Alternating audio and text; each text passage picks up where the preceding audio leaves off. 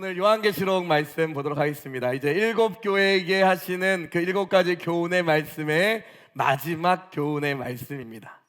마지막 교회는 라오디게아 교회에게 하시는 말씀을 통하여서 예수 그리스도께서 말세를 살아가는 교회들에게 마지막으로 하는 그 교훈의 말씀을 한번 차근차근 보도록 하겠습니다. 요한계시록의 말씀은 요한계시록 1장 11절에 잘 나와 있듯이 말세를 만난 교회들에게 하시는 하나님의 말씀인 거예요.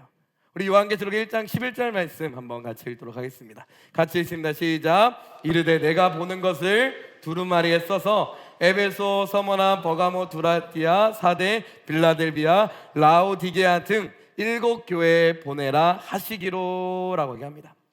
에베소, 서머나, 버가모, 두아디라, 사데, 빌라델비아 교회까지 우리는 보았습니다. 마지막 교회인 라오디게아 교회를 통하여서 하신 하나님 말씀을 통하여서 말세를 만난 교회를 향하여서 이제 일곱 번째 교훈을 하나님께서 우리에게 말씀하시는 그 일곱 번째 교훈을 한번 찾아보도록 하겠습니다. 요한계시록 3장 14절로 22절 말씀입니다. 여기도 동일하게 라오디게아 교회를 향하여서 하나님 예수 그리스도께서 말씀하시는 건데, 처음 14절에 또 예수님이 어떤 분이신지 또 명확하게 계시하고 있습니다. 일곱 교회를 향하여서 일곱 가지로 예수님이 자신을 계시하십니다. 또 마지막 라오디게아 교회를 통하여서도 예수 그리스도가 어떤 분이신지 또 명확하게 자신을 계시하고 계시죠. 요한계시록 3장 14절로 우리 말씀 같이 읽도록 하겠습니다. 같이 읽습니다. 시작. 라오디게아 교회 사자에게 편지하라. 아멘이시오. 충성되고 참된 증인이시오. 하나님의 창조의 근본이신 이가 이르시되 라고 얘기합니다. 그 예수 그리스도가 어떤 분이라고 얘기합니까? 아멘이다라는 거예요. 그리고 두 번째로 충성되고 참된 증인이시다라고 얘기합니다. 세 번째로 하나님의 창조의 근본 되신다라고 얘기하면서 세 가지로 예수님의 자신을 계시하고 있습니다. 첫 번째 아멘, 두 번째 충성되고 참된 증인, 세 번째 하나님의 창조의 근본이다라고 얘기합니다. 그렇다면 아멘이신 하나님은 무슨 말일까? 아멘이시다라는 게 무슨 얘기일까? 이 아멘은 이사야 65장 16절을 참고해 보면 이 아멘이 무슨 뜻인지 우리는 알 수가 있습니다. 원래 아멘이란 단어는 일반적인 뜻으로 진실로 그렇게 될 줄 믿습니다, 그렇게 될지어다 라고 고백하는 히브리어 얘기죠. 근데 이사야서 65장 16절에 이거에 대해서 잘 설명해주고 이해하기 편하게 번역되어 있습니다. 이사야서 65장 16절 말씀 한번 같이 읽도록 하겠습니다. 시작. 이러므로 땅에서 자기를 위하여 복을 구하는 자는 진리의 하나님을 향하여 복을 구할 것이요. 여기까지 한번 읽어볼게요. 여기서 진리라는 단어가 히브리어로 아멘이란 단어입니다. 그러면 예수 그리스도께서 자신이 아멘이다 라고 얘기하는 건 뭐예요? 바로 진리시다라고 알려주시는 거예요. 그럼 두 번째로 충성되고 참된 증인이다라고 얘기합니다. 충성되고 참된 증인은 이전에 예수님께서 이미 얘기하셨어요. 1장 5절 말씀에 하나님께서 자신을 계시하실 때 얘기하고 있습니다. 우리 5절 전반절 말씀 한번 읽어보도록 하겠습니다. 같이 읽습니다. 시작. 또 충성된 증인으로 죽은 자들 가운데서 먼저 나시고 땅의 임금들의 머리가 되신 예수 그리스도로 말미암아. 여기서 예수님이 자신을 1장에서 계시하실 때 충성된 증인이다라고 얘기하십니다. 그 다음 절이 중요해요. 그 다음 절이 충성된 증인인데 이 증인의 특징은 뭐예요? 죽은 자들 가운데서 먼저 나신 분이시다라고 얘기하고 있습니다. 즉 충성된 증인은 어떤 죽음, 즉 순교와 연관이 되어 있다는 것을 우리가 볼 수 있죠. 요게 계시록의 말씀에 또 다른 구절에 이 단어가 쓰여 있습니다. 그 말씀은 요한계시록 2장 13 후반절 말씀입니다. 이렇게 기록되어 있어요. 같이 한번 읽습니다. 시작. 내 충성된 증인 안디바가 너희 가운데 곧 사탄이 사는 곳에서 죽임을 당할 때에도 나를 믿는 믿음을 저버리지 아니하였다라고 하면서 계시록에서 충성된 증인이다라고 하는 단어는 순교자에게 쓰여지는 단어입니다. 즉 무슨 말이냐? 예수 그리스도가 충성되고 참된 증인이다라고 얘기하시는 것은 무엇이냐? 예수님은 어떤 분이시다라는 거예요? 목숨을 내놓으시면서 하나님께서 주신 사명을 끝까지 완수하신 분이시다라는 거예요. 진리이시고요. 하나님께서 맡겨주신 그 사명, 어떤 사명입니까? 우리 인류를 구원하신, 온 세계를 구원하신 그 사랑의 사명을 끝까지 완수하신 분이다라고 얘기합니다. 그러면서 예수 그리스도께서는 사명을 끝까지 완성하신 충성된 분이시다라고 얘기하고 있습니다. 그럼 세 번째 한번 말씀 보도록 하겠습니다. 창조의 근본이란 말이라고 이렇게 얘기하고 있습니다. 창조의 근본이란 말은 무엇이냐? 모든 창조물보다 먼저 계신 분이다라는 것을 얘기하신 거죠. 즉 알파와 오메가, 처음과 나중 되시는 예수 그리스도를 계시하고 있다라는 거예요. 참되신 증인, 진리이신 분, 그리고 하나님의 그 사랑의 사명을 완수하고 충성되이 수행하신 증인 되신 분, 그리고 하나님 그분 자체다라고 얘기하고 있죠. 골로새 1장 15절로 17절 말씀 한번 같이 읽도록 하겠습니다. 한번 같이 읽습니다. 시작. 그는 보이지 아니하는 하나님의 형상이시요 모든 피조물보다 먼저 나신 이시니 만물이 그에게서 창조되되 하늘과 땅에서 보이는 것들과 보이지 않는 것들과 혹은 왕권들이나 주권들이나 통치자들이나 권세들이나 만물이 다 그로 말미암고 그를 위하여 창조되었고 또한 그가 만물보다 먼저 계시고 만물이 그 안에 함께 섰느니라 라는 거예요. 그가 만물보다 뭐하였다라는 거예요? 먼저 계셨다라는 거예요. 또 만물이 그 안에 함께 섰다라고 하면서 예수 그리스도는 만물보다 먼저 계시고 모든 만물을 창조하신 누구시다? 하나님 그 자체이다라고 얘기합니다. 처음과 나중 되시고 알파와 오메가 되시며 모든 만물의 창조되시는 하나님이 누구시다? 바로 예수 그리스도시다라는 거예요. 이러한 권세를 지니신 분이 바로 예수 그리스도시다라고 얘기합니다. 즉 예수님께서 마지막 7교회를 향하여서 자신을 계시하시는데 그 계시의 모습이 정리하면 뭐라는 거예요? 진리라는 거예요. 그리고 하나님께서 주신 그 사랑의 사명을 완수하신 충성된 증이다라는 거예요. 그리고 모든 피조물보다 먼저 계신 하나님 그 자체이신 분이시다라는 거예요. 이러한 신적 권능과 하나님 그분 자체이신 예수 그리스도께서 라오디게아 교회를 향하여서 라오디게아 교회를 바라보시면서 또 우리를 바라보시면서 이렇게 교훈하고 있습니다. 내가 내 행위를 안다라고 얘기합니다. 요한계시록 3장 15절 말씀 우리 함께 같이 읽도록 하겠습니다. 같이 읽습니다. 시작. 내가 내 행위를 아노니 내가 차지도 아니하고 뜨겁지도 아니하도다. 내가 차든지 뜨겁든지 하기를 원하노라 라는 거예요. 마지막 7교회인 라오디게아 교회를 향해서 교훈하시는데 그 교훈의 말씀이 책망의 말씀입니다. 책망을 하시면서 라오디게아 교회를 뭐라고 얘기하시냐? 라오디게아 교회의 잘못된 부분을 지적하고 있어요. 그거 잘못된 부분이 뭐라고 하고 있어요? 뜨겁지도 않고 차지도 아니한 미지근한 모습을 지니고 있다라고 책망하고 있습니다. 그러니까 즉 라오디게아 교회의 어떤 신앙의 특징, 그 교회의 특징이 뭐다라는 거예요? 어중간한 모습이다라는 거예요. 어중간한 모습.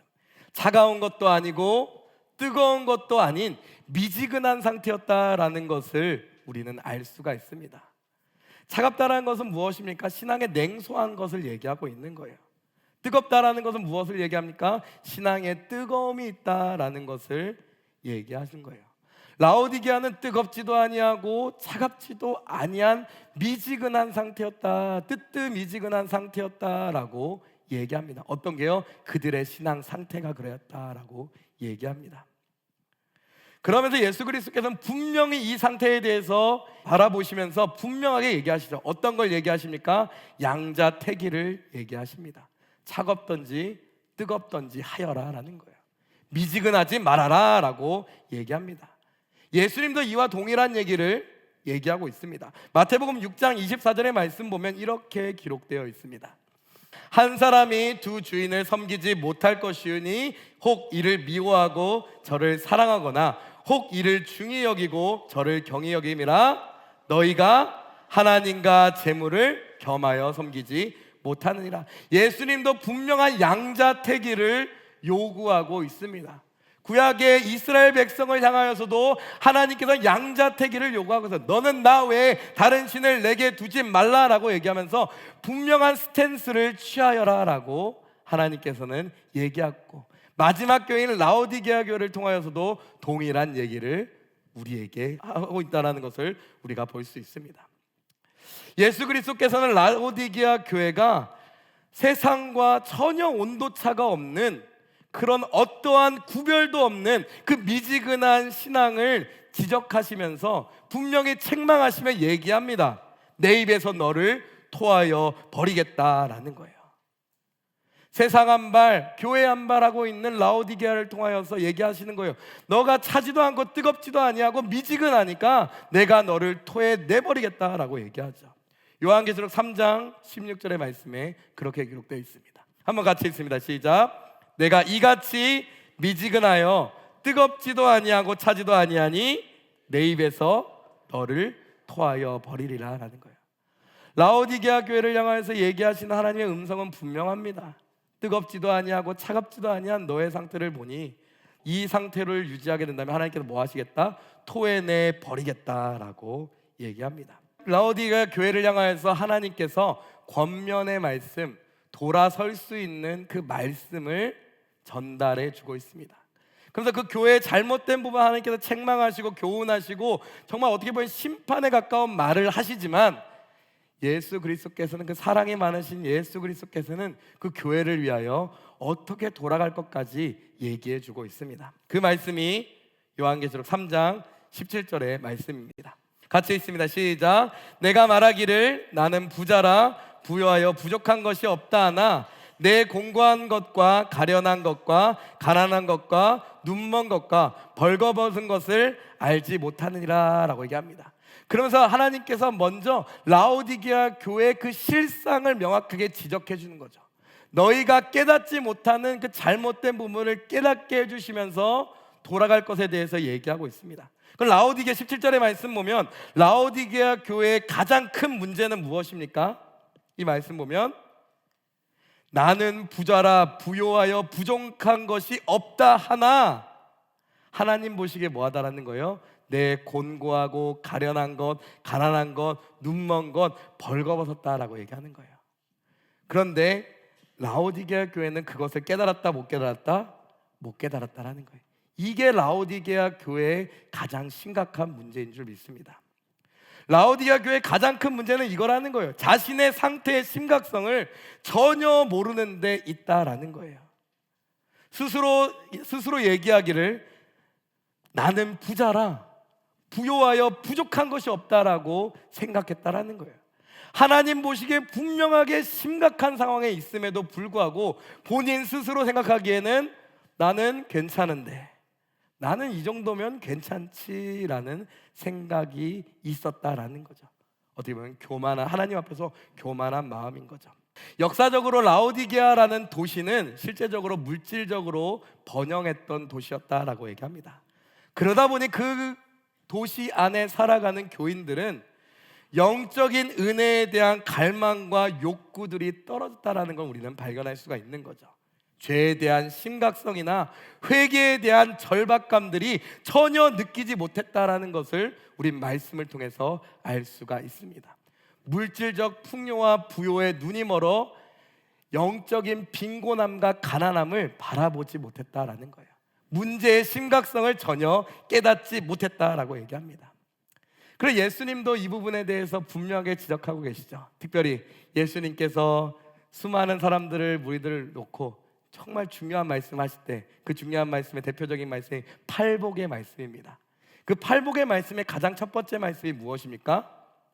심령이 가난한 자는 복이 있나니 천국이 그들의 것이며, 누가복음에서는 그것을 가난한 자는 복이 있나니 천국이 그들의 것이며 라고 얘기합니다. 라오디게아 교회는 그 전혀 예수 그리스도의 말씀이 그들 삶 가운데, 그들의 신앙 가운데 전혀 있지 않았다는 것을 우리가 알 수 있습니다. 우리의 신앙의 가장 기본은 무엇이냐? 심령이 가난해야 되는 거예요. 물질적인 어떤 풍요나 다른 어떤 풍요로 하나님과 우리 사이를 가로막으면 안 된다는 거예요. 우리는 하나님 앞에 나아갈 때 항상 어떤 마음으로? 가난한 마음으로, 겸손한 마음으로, 낮아진 마음으로 가야 할 줄 믿습니다. 근데 라오디게아 교회가 어떤 상황이라고요? 자신의 물질적 부요함에 눈이 멀어서 그 영적인 빈곤함을 전혀 깨닫지 못하는 상황이었다랍니다. 예수님께서도 이와 비슷한 얘기를 하십니다. 누가복음 12장 17절로 우리 21절 말씀 한번 찾아보도록 하겠습니다. 한번 같이 읽도록 하겠습니다. 같이 읽습니다. 시작. 심중에 생각하여 이르되 내가 곡식 쌓아둘 곳이 없으니 어찌할까 하고, 또 이르되 내가 이렇게 하리라. 내 곡간을 헐고 더 크게 짓고 내 모든 곡식과 물건을 거기 쌓아두리라. 또 내가 내 영혼에게 이르되 영혼아, 여러 해 쓸 물건을 많이 쌓아두었으니 평안을 쉬고 먹고 마시고 즐거워하자 하리라 하되, 하나님은 이르시되 어리석은 자여, 오늘 밤에 내 영혼을 도로 찾으리니 그러면 내 준비한 것이 누구의 것이 되겠느냐 하였으니, 자기를 위하여 재물을 쌓아두고 하나님께 대하여 부요하지 못한 자가 이와 같으리라 라는 거예요. 예수님께서는 분명히 어떤 물질적 부요함을 추구하는 것이 아니라 정말 하나님 영적인 그 부요함을 추구할 것에 대해서 얘기합니다. 물질적 부요함은 영적인 부요함에 비하면 아무것도 아닌 것인데, 우리의 눈이 물질적 부요함에 눈이 멀어, 아니면 세상의 어떤 가치에 눈이 멀어 그 하나님께서 주시는 그 영적인 부요함을 소홀히 하는 것을 분명히 경계하고 있다라는 거예요. 라오디게아가 어떤 상황이었다? 그런 상황이었다라는 거예요. 도시는 부요하고 그 교회의 교인들은 부요했을지 모르지만 하나님 눈에 보시기에 어떠하였다라는 거예요? 곤고하고 가련하고 가난하고 눈 멀고 벌거벗었다라고 얘기합니다. 이런 영적인 무지와 이러한 수치를 알지 못하는 라오디게아 교회를 향하여서 예수 그리스도께서 18절로 권면하십니다. 너희 문제가 이와 같다 명확하게 짚어주시면서, 너희의 잘못됨을 분명하게 짚어주시면서 어떻게 돌아갈 것인지, 어떻게 교정할 것인지, 어떻게 회복할 것인지, 어떻게 회개할 것인지 분명하게 얘기하고 있습니다. 요한계시록 3장 18절 말씀입니다. 같이 읽습니다. 시작. 내가 너를 권하노니 내게서 불로 연단한 금을 사서 부요하게 하고 흰옷을 사서 입어 벌거벗은 수치를 보이지 않게 하고 안약을 사서 눈에 발라보게 하라라는 거예요. 세 가지로 얘기합니다. 불로 연단한 금을 사라, 그리고 흰옷을 사서 입어라, 그리고 안약을 사서 눈에 발라 보이게 하라라고 얘기합니다. 첫 번째, 불로 연단한 금은 무엇을 의미하냐? 하나님의 말씀을 의미하고 있습니다. 시편 12편 6절 말씀 보면 하나님 말씀이 이와 같다라고 얘기합니다. 한번 같이 읽습니다. 시작. 여호와의 말씀은 순결하며 흑도간 위에 7번 단련한 은 같도다라고 얘기합니다. 하나님 말씀은 정금과 같고 풀무불에 7번 단련한 은과 같다라고 얘기하면서 그 순수한 그 하나님의 정금 같은 하나님의 말씀에 대해서 얘기합니다. 즉 불로 연단한 금을 가지라라는 건 비유적으로 얘기했지만 그것은 뭐라는 거예요? 정말 순수한 말씀으로, 정금과 같은 말씀으로 돌아가라라는 거예요. 말씀을 사모하라라고 얘기하는 거예요. 회복의 권면의 말씀을 주시는 거예요. 그 다음에 흰옷을 입어 벌거벗은 수치를 가리라라고 할 때 그 흰옷은 무엇이냐? 성도들의 옳은 행실, 말씀에 입각한 성도들의 옳은 행실을 얘기합니다. 계시록 19장 8절 말씀입니다. 한번 같이 읽습니다. 시작. 그에게 빛나고 깨끗한 세마포 옷을 입도록 허락하셨으니 이 세마포 옷은 성도들의 옳은 행실이로다라고.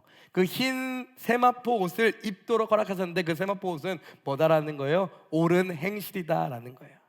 성도들의 옳은 행실, 말씀에 입각하여 그 믿음을 지켜 순종해 나가는 그 옳은 행실을 얘기한다라는 거예요. 말씀을 사모하고 그 믿음을 끝까지 지켜서 입는 거룩한 행실은 흰옷을 사서 입어라라고 얘기합니다. 그리고 안약을 사서 눈에 발라 보이게 하라라는 거예요. 또 안약을 사서 눈에 발라 보이게 하라는 건 무엇이냐? 결국 안약을 얘기하는 것인데 그 안약은 또 무엇이냐? 또 하나님의 말씀을 의미하고 있습니다. 시편 19편 7절에서 10절 말씀 우리가 한번 보도록 하겠습니다. 여호와의 율법은 완전하여 영혼을 소생시키시며 여호와의 증거는 확실하여 우둔한 자를 지혜롭게 하며 여호와의 교훈은 정직하게 하여 마음을 기쁘게 하고 여호와의 계명은 순결하여 눈을 밝게 하시도다. 여호와를 경외하는 도는 정결하여 영원까지 이르고 여호와의 법도 진실하여 다 의로우니 금 곧 많은 순금보다 더 사모할 것이요 꿀과 송이꿀보다 더 달도다라고 얘기합니다. 그런데 그 안약을 사서 너의 눈을 밝게 하라라는 것을 비유적으로 표현했지만 결국 하나님의 말씀과 그 계명을 사모하여라라고 동일하게 얘기하고 있습니다. 즉 세 가지로 얘기하시면서 하나님인 진리의 말씀, 성도들의 옳은 행실, 그 믿음을 지키는 것, 계명으로 돌아가 하나님의 계명으로 돌아가 지켜 순종하는 것을 얘기하고 있습니다. 특별히 요한계시록 3장 18절에 라오디게아를 통하여서 뭘 얘기하고 있어요? 그 금을 뭐하라? 사라. 흰옷을 뭐하라? 사라. 안약을 뭐하라? 사라라는 거예요. 적극적인 순종을 요구하고 있는 거예요. 적극적인 순종과 하나님의 말씀을 가르치고 지켜 순종하는 것을 얘기하고 있는 줄 믿습니다. 그러면서 그 권면의 말씀으로 돌아갈 길을 얘기하는데 결국에 하나님의 말씀과 진리의 말씀과 그 계명으로 돌아가 뭐하여라? 지켜 순종하는 적극적인 모습을 보여라라는 거예요. 그것이 너희가 돌아갈 수 있는, 회복할 수 있는 길이다라고 얘기하고 있습니다. 라오디게아 교회를 향하여서 이 회복의 길 또한 예수님께서 얘기하고 계시죠. 예수님께서 이러한 은혜의 말씀을 계속해서 교회들을 향하여 하신 이유가 무엇입니까? 또 오늘 이 말씀 요한계시록 강해 시리즈를 통하여서 7교회 7가지 교훈을 우리에게 계속 하시는 예수 그리스도께서 우리에게 계속 하시는 말씀의 이유가 무엇입니까? 그 이유는 예수 그리스도께서는 교회를 사랑하기 때문인 줄 믿습니다. 요한계시록 3장 19절에 이렇게 기록되어 있습니다. 한번 같이 읽습니다. 같이 읽습니다. 시작. 물은 내가 사랑하는 자를 책망하여 징계하노니 그러므로 내가 열심을 내라 회개하라는 거예요. 왜 이 교훈의 말씀을 우리에게 계속해서 말씀하시냐? 교회들을 향해서 우리에게 계속 교훈의 말씀을 주시느냐? 다른 것이 아니다라는 거예요. 하나님 본인이 유익을 위해서 하는 것이 아니다라는 거예요. 하나님이 우리를 사랑하시기 때문에 우리의 행복을 위하여서 이 계명을 우리에게 주시는 줄 믿습니다. 요한계시록 3장 20절로 21절 말씀 계속 읽어보도록 하겠습니다. 같이 읽습니다. 시작.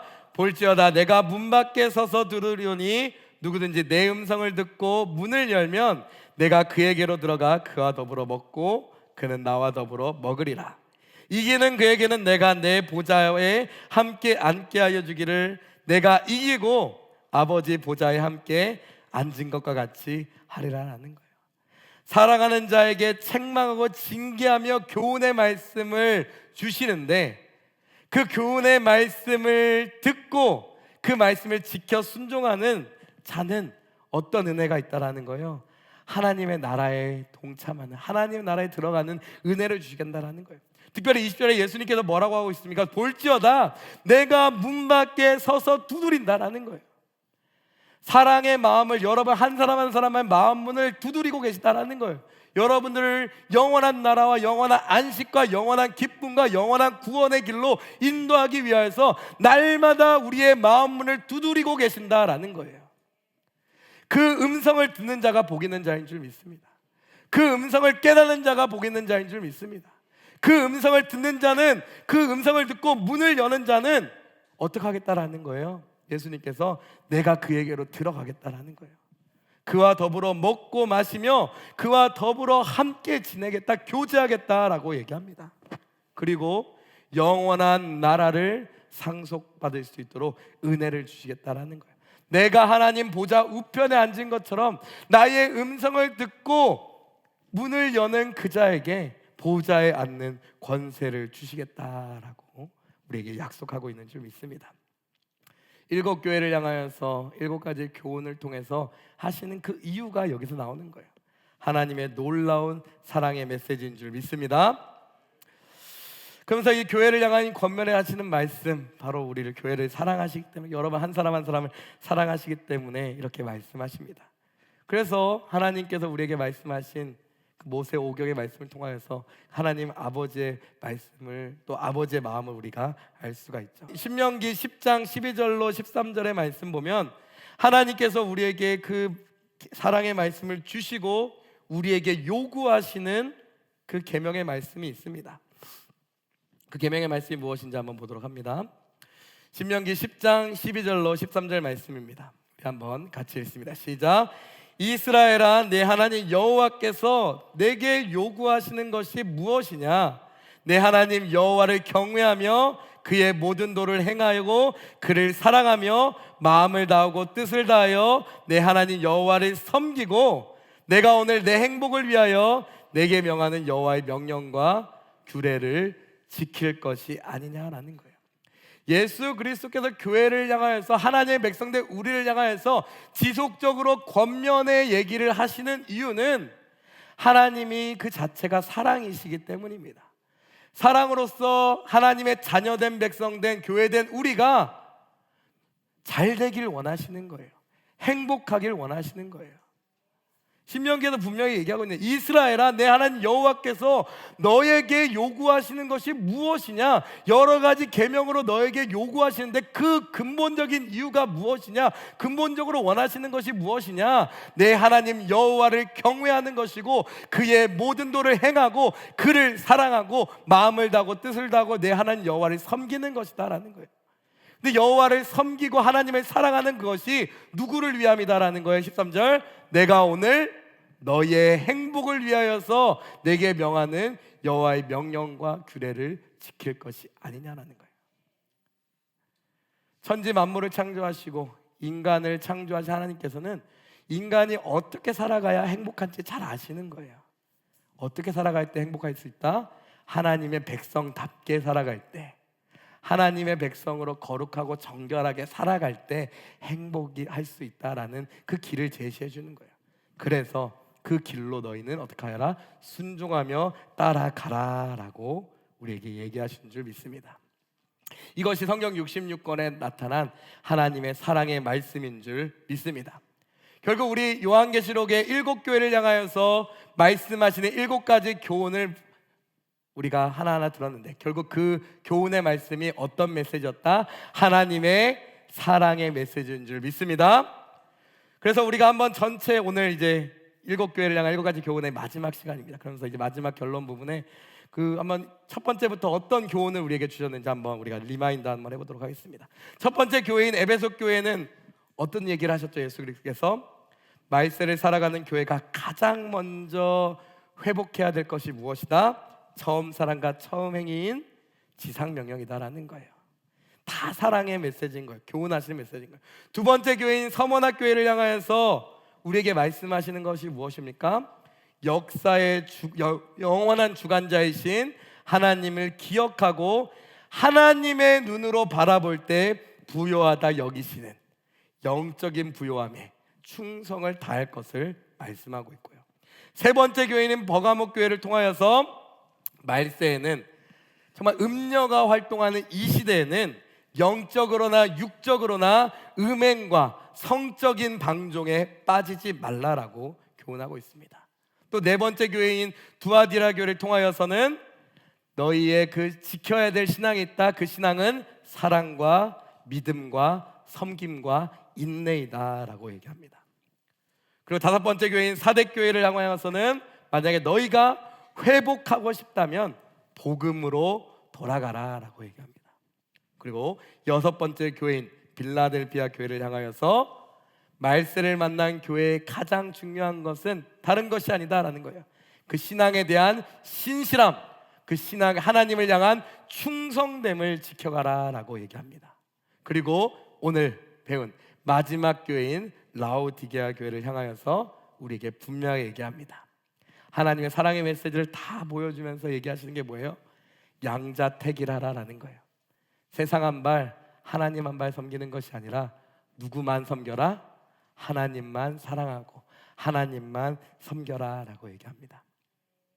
그것이 모세 오경, 특별히 하나님께서 친히 우리에게 주신 10계명의 몇 계명입니까? 제1계명인 것인 거예요. 우리 출애굽기 말씀 한번 찾아보도록 하겠습니다. 우리 출애굽기 20장 말씀 한번 보도록 하겠습니다. 한번 같이 읽습니다. 시작. 너는 나 외에 다른 신들을 내게 두지 말라라는 거예요. 하나님과 우리 사이에 어떠한 다른 우상들 섬기지 말고 두지도 말라라고 얘기합니다. 오로지 누구만 바라보아라라고 얘기하고 있는 거예요. 하나님만 바라보아라라고 얘기합니다. 그런데 그렇게 하나님만 바라보아라라고 하시는 그 하나님은 어떤 분이십니까? 그 다음 절을 보면 우리는 명확하게 알 수 있어요. 나는 너를 애굽 땅 종되었던 집에서 인도하여 낸 내 하나님 여호와니라. 하나님 어떤 분?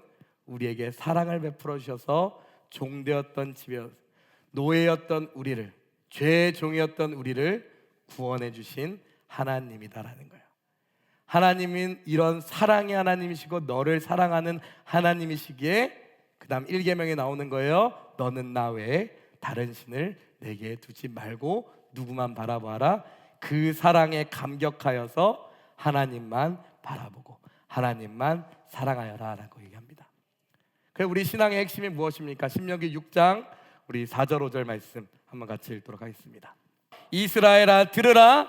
우리 하나님 여호와는 오직 유일한 여호와시니 너는 마음을 다하고 뜻을 다하고 힘을 다하여 내 하나님 여호와를 사랑하라라는 거예요. 성경 66권의 말씀은 우리에게 분명하게 얘기하고 있습니다. 또 말세를 살아가는 교회에게 하시는 요한계시록의 그 7교회에 하시는 그 교훈의 말씀 또한 우리에게 분명한 얘기를 하고 있는 거예요. 누구만 사랑하라라는 거예요? 하나님만을 사랑하라. 하나님이 그 자체이신 예수 그리스도만을 사랑하여라라고 얘기하고 있는 것인 줄 믿습니다. 그래서 우리가 해야 될 것은 단 하나인 거예요. 누구를 사랑하는 것입니까? 하나님을 사랑해야 할 줄 믿습니다.